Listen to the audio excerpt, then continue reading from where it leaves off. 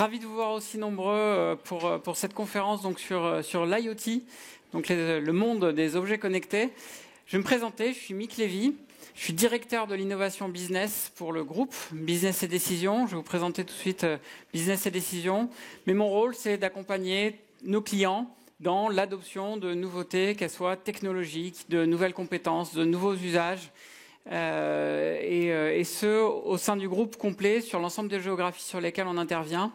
Mais j'ai la chance d'être nantais. Donc quel plaisir de venir ici ce matin en moins de 10 minutes à vélo sur le lieu de travail du jour.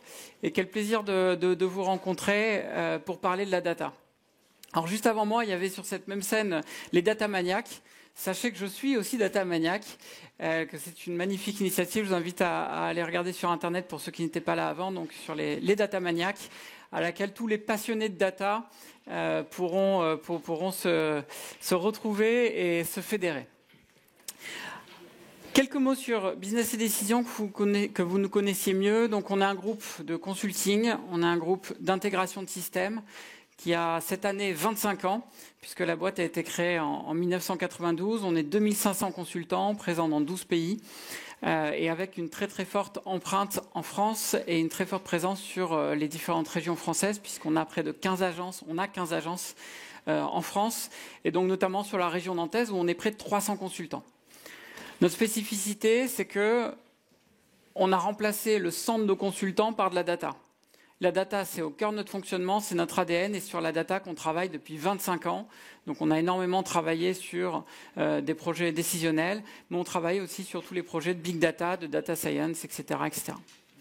Plutôt que de vous montrer par trop de mots, je vais vous l'illustrer par une petite vidéo qui présente bien nos convictions sur ce thème.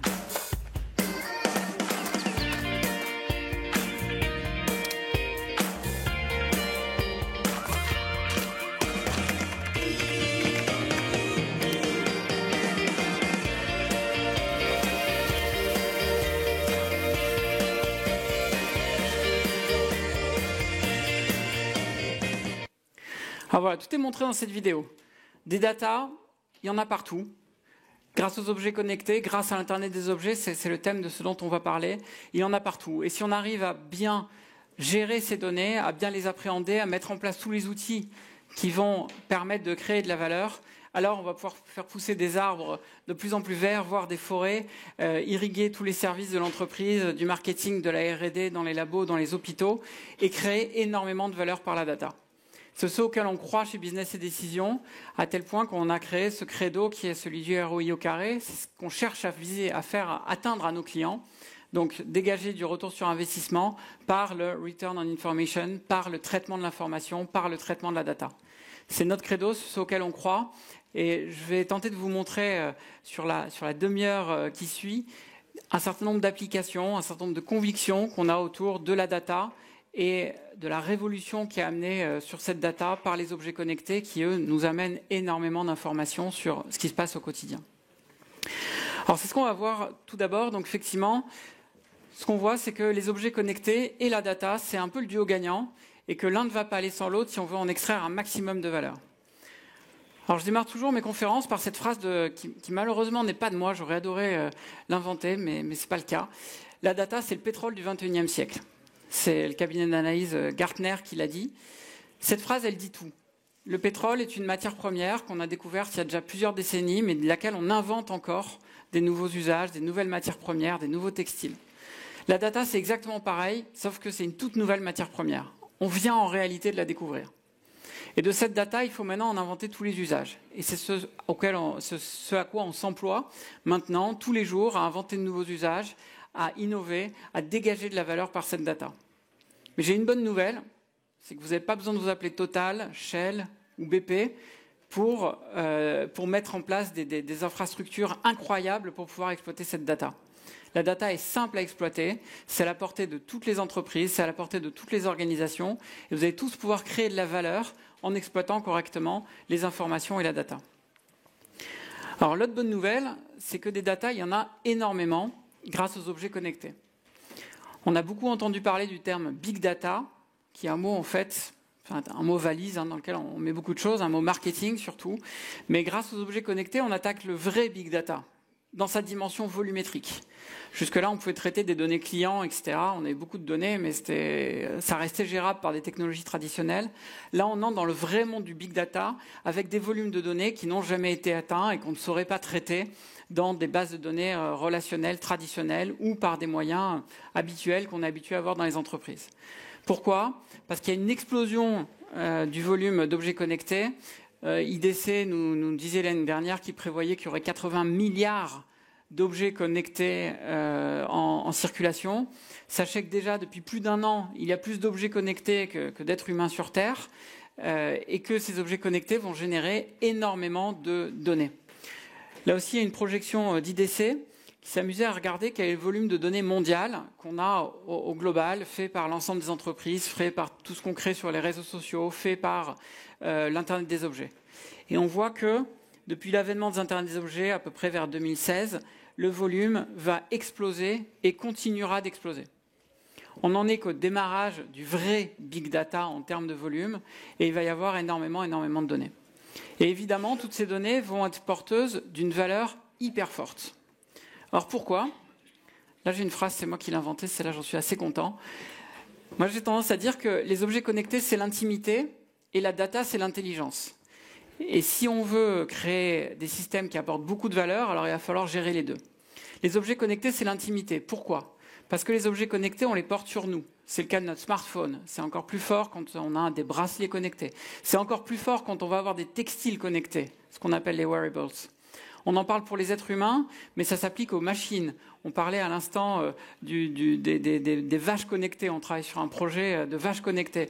Alors, c'est pas tout à fait une machine, pardon, je me suis trompé. Non, alors dans les usines, par contre, on va pouvoir connecter l'ensemble des machines avec des capteurs. Je vous montrerai des exemples aussi sur des véhicules qui sont connectés, etc., etc. Et toute cette connexion, tous ces capteurs, nous ramènent des informations qu'on n'aurait jamais pu avoir autrement que comme ça, qui sont extrêmement intimes. On rentre dans l'intimité de la vache, croyez-moi, c'est au sens propre du terme. On rentre dans l'intimité des machines, on rentre dans l'intimité des êtres humains, et ça ramène de l'information en temps réel, sans qu'il y ait aucune action humaine. Ma mère n'a même plus à mettre un message sur Facebook pour communiquer et créer de la donnée. Il se fait tout seul, sans aucune interaction humaine, en temps réel, et donc sur un volume qui est gigantesque. Je vais vous raconter une petite histoire qui vient illustrer cette histoire d'intimité avec les objets connectés. Ma belle-sœur, nouveau portable, nouvel iPhone, rutilant, la grande classe. Elle le passe à son enfant de 3 ans, quelque peu turbulent, l'iPhone sans aucune protection, sans coque, rien. Je lui dis « Mais t'es folle, t'as pas peur, il peut le casser, quand même, ça coûte un petit peu cher, c'est embêtant si tu le casses. » Qu'est-ce qu'elle me répond ? « Je n'ai pas mis de coque à mon portable, car j'adore le porter nu contre moi. » Je pense qu'avec ça, tout est dit. Alors, il n'y a pas de fétichisme, c'est ma belle-sœur. J'adore ma belle-sœur. Il n'y a aucun truc malsain autour de sa relation avec son portable. Mais ça illustre très bien cette boutade qui lui est sortie assez spontanément, à quel point, effectivement, les objets connectés, les objets digitaux, sont venus dans notre quotidien. On accepte de les avoir dans notre intimité. Alors maintenant, il va falloir savoir transformer cette intimité en valeur. Et c'est ce que va nous permettre de faire la data. Vous savez, c'est l'autre partie de la phrase. Si les objets connectés ou le digital, c'est l'intimité, alors l'intelligence va être amenée par les datas. Et pour transformer les datas et les rendre intelligentes, il y a un autre terme valise que le big data, qui devient encore plus à la mode que le big data, c'est l'intelligence artificielle. Alors évidemment, derrière ce terme-là, on y met beaucoup de choses, parfois un peu galvaudées. Je me permettrai, moi aussi d'ailleurs, de galvauder un peu le terme, vous m'en excuserez pour des facilités de langage. Mais si on y regarde, l'intelligence artificielle, en réalité, c'est 4 grandes compétences, c'est 4 facultés qu'on va donner aux machines. Les 2 premières sont des facultés pour simplement communiquer avec le monde réel. C'est-à-dire qu'on n'est pas tous des robots, on ne travaille pas tous qu'en bits et en octets dans notre tête. Donc il y a 2 facultés, l'une de perception, autour de la reconnaissance des formes, de la compréhension du langage naturel, et l'autre d'interaction, où on va savoir intégrer cette intelligence dans un dispositif physique. On pense tous bien sûr aux robots, mais il y a plein de fois où c'est beaucoup plus simple que ça, ne serait-ce que d'intégrer des alertes sur un simple écran pour permettre à la machine d'interagir avec nous. C'est un dispositif simple, on n'est pas dans la science-fiction, et qui va apporter énormément de valeur. Les 2 autres capacités sont liées vraiment à la capacité de penser, de raisonner, et donc d'intelligence. C'est des capacités de raisonnement et on va donner à la machine la capacité de comprendre des situations complexes, d'interpréter et de comprendre des situations qui sont multifactorielles, desquelles on ne sait pas isoler réellement les sujets qui influent sur la situation qu'on est en train d'analyser, et aussi une capacité d'apprentissage, ce qu'on appelle le machine learning, où la machine donc va apprendre par elle-même et va savoir progresser par elle-même au gré des situations qu'elle va rencontrer. Et c'est ces 4 grandes capacités qui forment ce qu'on appelle l'intelligence artificielle. Sachez qu'on n'est pas obligé de saisir les 4 capacités pour faire un projet qui va amener beaucoup de valeur, mais c'est sur ces 4 leviers qu'on va pouvoir jouer avec la data. Alors si j'ai un conseil à vous donner autour des objets connectés, c'est que je rencontre beaucoup de clients qui lancent des initiatives sur les objets connectés et qui pensent tout de suite à l'objet physique. Ça évidemment, on le pense, on le voit, il est tangible, on peut le toucher. Et j'ai un client qui a lancé une super application sur un objet connecté qui va rendre plein de services à ceux qui l'utilisent. Et je lui demande, très bien, et les datas, vous les récupérez, qu'est-ce que vous en faites? Parce qu'il va y avoir une intelligence énorme et une valeur à apporter qui va être terrible. Ah ben non. Les datas, on a oublié de vraiment s'en occuper. Alors, elles sont récupérées juste par un dispositif en Bluetooth, mais pour ça, il faut que l'utilisateur ait téléchargé l'appli qui corresponde. Et puis, on a un tampon que d'une semaine. Donc, s'il n'ouvre pas toutes les semaines, on ne récupère pas les données de manière régulière. Et donc, on ne sait pas créer d'application en temps réel, etc., etc. Donc, vraiment, n'oubliez pas les 2 parties de la phrase. Créer un objet connecté, c'est génial. Ça va apporter un nouveau service, ça crée cette intimité entre une marque, une entreprise et un consommateur ou une machine. Ça amène beaucoup de valeur, c'est très visible. Mais si on ne prend pas la partie data, on se prive d'une valorisation du pétrole du XXIe siècle qui est extrêmement forte, donc ne l'oublions pas. Je vais vous donner des exemples, des applications, des cas d'usage où nos clients n'ont pas oublié et où on a pu créer de la valeur autour de la data. Alors le premier, c'est on a travaillé donc pour PSA, pour Peugeot Citroën, sur une application de conduite zen. L'idée était de récupérer un maximum d'informations sur le comportement de conduite du conducteur. Et à la fin de son trajet, de lui donner une note de zénitude. Et évidemment, plus le trajet est zen, moins il est risqué en termes d'accidentologie d'une part, et moins aussi il va être consommateur en termes d'énergie, et donc plus ça sera un trajet green. Donc évidemment, il faut être le plus zen possible dans notre appli. Donc comment ça fonctionnait? On récupérait plein d'informations qui venaient des capteurs de la voiture, qui venaient des capteurs du smartphone. C'était un projet d'innovation qu'on a conduit avec PSA. On a même tenté un certain nombre de capteurs physiologiques, de mettre des bracelets, de mettre des ceintures qui étaient connectées, pour arriver aussi à récupérer des données physiologiques du conducteur lui-même. On récoltait l'ensemble de ces données. Il y avait un modèle mathématique, le type de modèle dont je vous parlais autour du raisonnement, qui tournait et qui savait attribuer une note et donner aussi des conseils de conduite. Là, à tel moment, tu as freiné trop fort. Là, tu n'as pas rétrogradé ou pas changé de vitesse au bon endroit. Là, attention, tu as pris ton virage de manière trop violente, etc., etc. Donc, avec ce type d'application, on vient complètement changer l'expérience de conduite. On vient aussi créer un coach qui va finalement assister complètement le conducteur dans son utilisation du véhicule. Ça participe à une grande tendance dont je vais vous reparler après, qui est la servicisation. Grâce à ça, PSA va continuer de vendre des voitures, mais va aussi vous proposer un service pour mieux utiliser le véhicule qui vous aura vendu. Un autre exemple, une des grandes choses que va permettre les objets connectés et la data, c'est l'amélioration en continu, voire en temps réel des produits. On va pouvoir récolter des informations en temps réel sur la manière dont sont utilisés les produits, la manière dont sont utilisées les machines, etc. Et grâce à ça, on va pouvoir améliorer les choses en temps réel. Alors nous, on l'a fait pour un client et un contexte très particulier. Et pour un produit très particulier aussi. Attention, pour les puristes, ça fait un petit peu mal, c'est sur du vin. On a travaillé pour une grande marque de vin français. Je ne pourrais pas vous en dire le nom ici, mais si vous voulez, je pourrais vous le dire en one-to-one si on a l'occasion de discuter après. On a travaillé donc pour une grande marque de vin qui se posait plein de questions et qui voulait optimiser le dispositif de vinification. Donc la vinification, c'est quand on met le vin dans les cuves. Les cuves elles-mêmes étaient connectées et ramenaient plein d'informations en temps réel. Et l'idée était de savoir comment adapter la recette au mieux, compte tenu des raisins qu'on avait cette année-là et compte tenu de la manière dont ce produit vivant allait évoluer. Donc c'est une certaine amélioration du produit, mais là c'est dans l'étape de construction même du produit. Et donc on récoltait l'ensemble des informations, des cuves connectées, des analyses qui étaient faites aussi en labo par extraction d'un échantillon, qu'on croisait aussi avec les goûteurs, parce qu'il y a quand même des goûteurs, des vrais hommes encore derrière tout ça. Et ça nous permettait d'établir notamment des courbes de prédiction. Il y a un point qui était hyper important, c'est le moment où le vin atteignait un taux de CO2 maximum. Et à ce moment-là, il y avait une opération très sensible à faire, mais il n'y avait qu'une fenêtre de 4 heures pour la réaliser. Donc si on savait prédire le moment où le taux de CO2 max serait atteint, et à quel niveau il serait atteint aussi, parce que c'est jamais le même de millésime en millésime, alors on serait beaucoup plus efficace dans la recette. Et donc ça a permis aussi d'accélérer énormément tout ce processus qui était déjà en place dans cette grande marque. Sauf qu'au lieu qu'ils mettaient 16 heures à consolider l'ensemble des informations, à faire tourner les modèles mathématiques, etc., une fois optimisé en termes technologiques, on n'y mettait plus que 6 minutes pour mettre ces données à disposition, donc en quasi temps réel, à l'échelle de la vinification, et pour qu'eux puissent à tout moment optimiser en temps réel la recette selon le vin qu'ils étaient en train d'avoir cette année-là, qui chaque année est très particulier. Donc là, c'est une application un peu particulière, mais on est bienvenu travailler finalement sur l'amélioration du produit, du fait d'avoir à disposition ces données dans l'intimité de ce qui était en train de se passer finalement dans les cuves. Et encore une fois, c'est ça qui est hyper puissant, c'est ces données de l'intime qui changent tout. Je voudrais vous donner 2 autres exemples, auxquels malheureusement on n'a pas participé, mais qui sont très très révélateurs de ce que permettent les objets connectés et une bonne exploitation de leurs data. La première chose, c'est Nike. Alors attention, je vais vous faire une métaphore, les coureurs vont se régaler, une métaphore filée.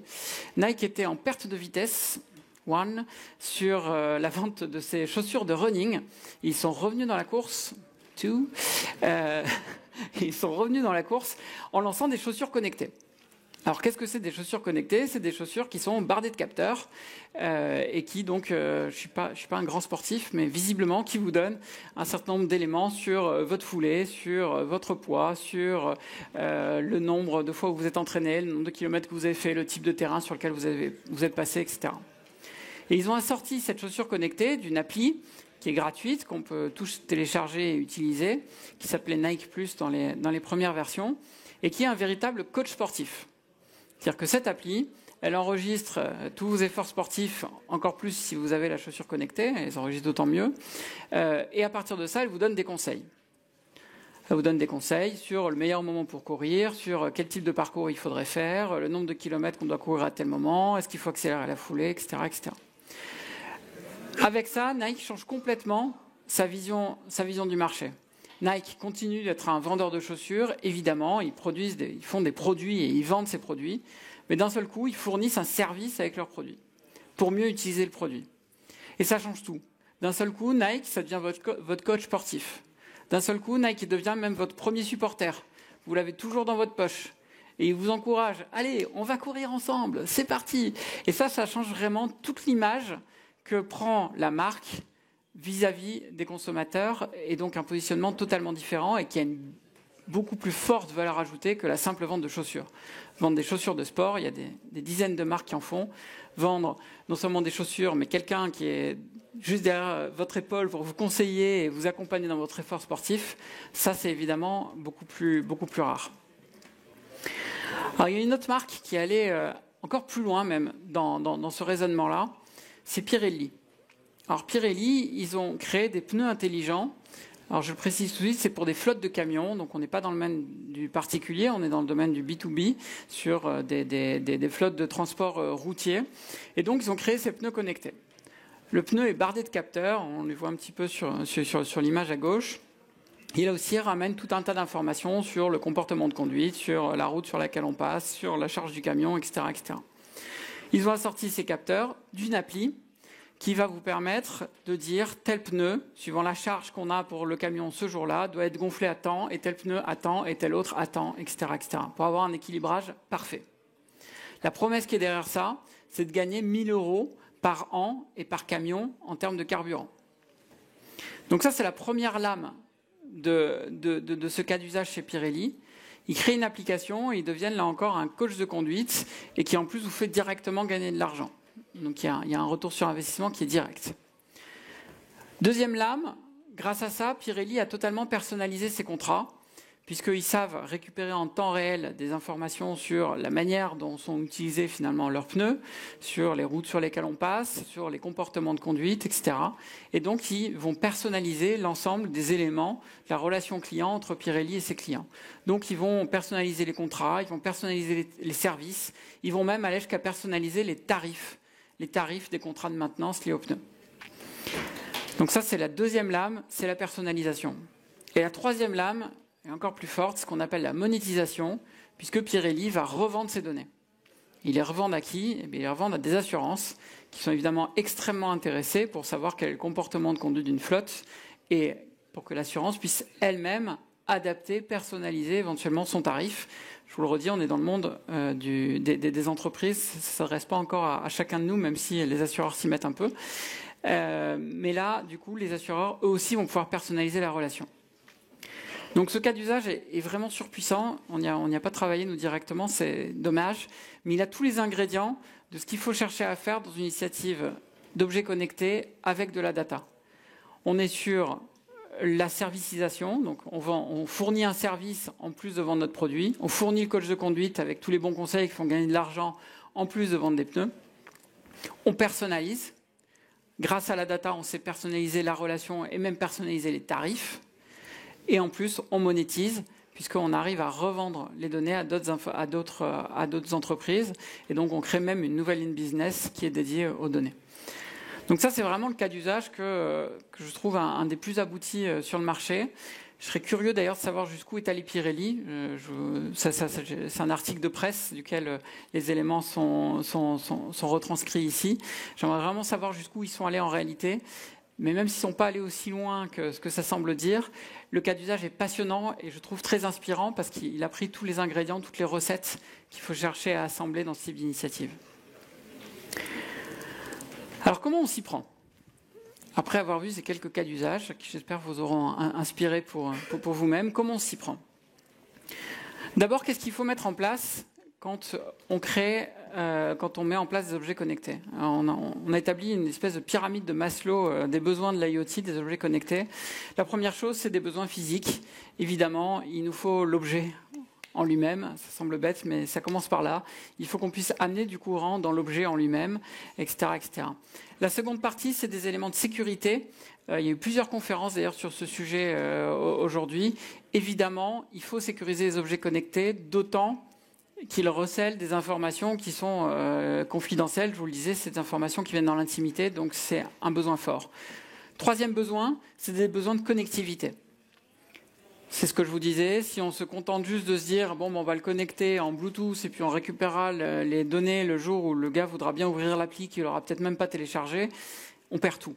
Donc l'objet connecté n'a de sens que s'il est lui-même hyper connecté aux autres. Comme vous le voyez, les premiers besoins, ça couvre de la self-existence. L'objet existe. Grâce à la connectivité, l'objet va savoir s'exprimer ou en tout cas remonter des informations. Mais là où on va apporter le plus de valeur sur les objets connectés, c'est sur les deux derniers besoins de cette pyramide de Maslow, à savoir les besoins de data, et je dirais dans les deux sens, qu'on sache récupérer les données des objets connectés pour savoir les globaliser, en avoir une idée globale de tout ce qui se passe sur l'ensemble du parc d'objets connectés, et aussi la partie intelligence, ou de l'ensemble de ces données, croisées avec plein d'autres informations que vous aurez dans l'entreprise, croisées avec des données d'open data, etc., etc., on va savoir créer de l'intelligence et renvoyer cette intelligence à l'objet pour que lui-même ait une utilité qui soit d'autant plus forte. Donc, ayez bien en tête cette pyramide, elle illustre très bien les choses. On pense évidemment tout de suite à la partie physique. La partie connectivité vient souvent avec, mais pas toujours optimisée. La partie sécurité, malheureusement, trop souvent oubliée, même si on en parle de plus en plus au regard de l'actualité. Et puis les parties data, pensez-y dès le début, parce que c'est là qu'on va créer un maximum de valeur autour d'initiatives objets connectés. Alors comment on s'y prend? Chez Business et Décision, on a mis en place une méthode qu'on a appelée Jumbo One et qui est une offre packagée pour construire une initiative data, notamment dans le monde des objets connectés. Donc comment on s'y prend? On établit d'abord, on travaille d'abord sur des méthodes de design de service pour identifier chez vous les meilleurs cas d'usage. Alors, on peut travailler de manière extrêmement large. On a travaillé, par exemple, avec le Comité international de la Croix-Rouge. Et on a lancé ce type d'initiative. On a réalisé un certain nombre d'ateliers de brainstorming, etc. Une idée qui est ressortie, qui était de faire une ceinture connectée et qui soit bardée de capteurs pour les personnes qui interviennent directement sur des théâtres de guerre, où ils sont donc très exposés, pour pouvoir les mettre en sécurité beaucoup plus facilement. C'est une des idées qui est ressortie, celle qui a été retenue en l'occurrence. La seconde étape, c'est une étape de cadrage. Donc, une fois qu'on a une idée qu'on retient, alors on la creuse, alors on se dit qu'est-ce qu'on fait avec cette idée, qu'est-ce qu'on va prototyper, qu'est-ce qu'on met en œuvre en premier, dans quel ordre on la déroule. Et les deux étapes suivantes sont des étapes de réalisation, donc où effectivement on concrétise l'initiative, on la développe, tant d'un point de vue informatique que électronique. Cette ceinture connectée, elle existe vraiment. Je n'ai pas pensé à vous en mettre une photo, j'aurais pu le faire. Mais elle existe vraiment. Elle a été développée donc dans notre lab. On fait toute la partie aussi qui va avec la data, toute la partie intelligence. Les data scientists interviennent aussi donc pour créer cette intelligence sur les données. Et puis on vous laisse ensuite l'ensemble des développements qui sont utilisés donc en libre service, que vous pouvez faire évoluer, avec lesquels vous pourrez continuer de jouer dans l'entreprise aussi sans nous avoir derrière. Alors, c'est des démarches qui sont intéressantes, qu'on déroule chez Business et Décision, généralement, de l'ordre de quelques mois. Bien souvent, la moyenne est autour de 3 mois pour dérouler ce genre d'initiative, et qui va permettre d'amener très rapidement de la valeur et de montrer des résultats très rapidement à vos directions générales, pour convaincre d'aller plus loin dans ces étapes-là. Donc j'espère que ces initiatives vous intéresseront. En tout cas, si vous avez des idées d'objets connectés, ou même il n'y a pas d'idée, mais une envie ou une intuition qu'il y a quelque chose à faire, on peut démarrer très tôt aussi par ces étapes de design de service. On va savoir trouver l'émulsion et faire ressortir les cas d'usage qui pourraient être les plus intéressants chez vous. Dernier point avant de vous laisser. Je vous laisse mes coordonnées et puis quelques souvenirs à emporter. Je vous invite à aller sur notre blog qui parle de big data et de digital. Alors j'y écris moi-même beaucoup, mais toutes les voix avec un X de business et décision s'y expriment. On accueille aussi un certain nombre de blogueurs externes. Si vous avez envie d'écrire des articles sur ces sujets-là, n'hésitez pas aussi à vous rapprocher de moi. Et puis on a un livre blanc qui s'appelle Du big data au big business, qui est téléchargeable aussi au même endroit. Donc je vous invite à poursuivre autour de tous ces éléments. Est-ce que vous avez des questions? Il nous reste quelques minutes. Profitons-en sur les différents sujets qui ont été vus. Parfait. Oui, une question super. Est-ce qu'on a des clients dans le service public? Oui, bien sûr, énormément. Pour vous parler d'initiatives très visibles dans les services publics et très proches aussi, on intervient depuis plusieurs années pour le Conseil régional des Pays de la Loire, pour qui on a mis en place l'Observatoire régional économique et social. Alors vous pouvez chercher, c'est ORES, O-R-E-S. Vous cherchez ORES Pays de la Loire sur Google et vous verrez que c'est une initiative qui arrivait avant l'open data et qui visait à mettre à disposition plein de données publiques. Il y a 70 sources de données, mais qui sont déjà raffinées. Ce n'est pas des données brutes, contrairement à l'open data, et mises à disposition de façon valorisée, puisqu'on peut consulter tout un tas d'indicateurs économiques et sociaux liés à la région directement sur une carte et directement avec des indicateurs qui sont raffinés. Donc voilà le type d'initiative pour vous en donner une, mais il y en a beaucoup d'autres. Sur les objets connectés? Alors sur les objets connectés, on ne travaille pas dans le public, mais il y a eu quelques exemples ici. On travaille beaucoup avec de la grande distribution aussi actuellement. Mais dans le public, ça serait un plaisir parce que je pense qu'il y a énormément de choses à faire. On n'en a pas parlé, mais autour de la Smart City, évidemment, et autour de tous les services à inventer pour une meilleure citoyenneté aussi. Il y a beaucoup à faire, donc ça serait avec plaisir. On en reparle tout de suite si vous le souhaitez. Est-ce qu'il y a d'autres questions ? Je vous remercie. Merci beaucoup de votre attention. Et bonne fin de salon.